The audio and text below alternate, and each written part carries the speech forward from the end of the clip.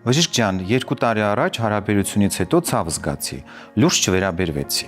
Անցավ մի 2 օր, զգացի դժվարությամբ եմ միզում։ Միզելուց առաջ շատ պիտի զոր տայի, սկզբից պարկի պես հեղուկ էր դուրս թռչում, կոշտացած, մեջն էլ շատ թույլ, աննշան արյան հետքեր։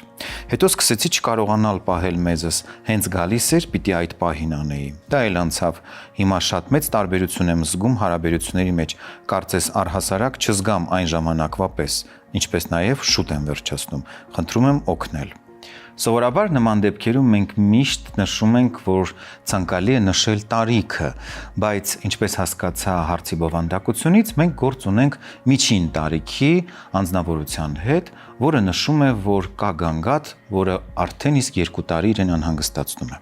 Այս դեպքում առաջին հերթին պետք է հետազոտվել պարզելու խնդրի խորությունն ու վաղեմությունը։ Կարելի է եզրակացնել, որ գործ ունենք միզասեռական համակարգի բորբոքային պրոցեսների հետ, որոնք ժամանակի ընթացքում սկսել են բարդանալ։ Ինչու՞, որովհետև նամակագիրն ինքն է նշում, որ խնդիրը սկսել է իրեն անհանգստացնել մոտավորապես 2 տարի առաջ եւ ժամանակի ընթացքում սկսել է ավելի խորանալ, ընդհուպ հասցնելով արդեն լրջագույն բարդությունների։ Չի բացառվում, որ գործ ունենանք նաև սեռավարակների հետ, որոնք արդեն իսկ թողել են իրենց հետևանքները, քանի որ նամակագիրը նշում է, որ տուժել է սեռական ֆունկցիան։ Այս դեպքում հետազոտական փուլն անցնելուց հետո պետք է պարզել, թե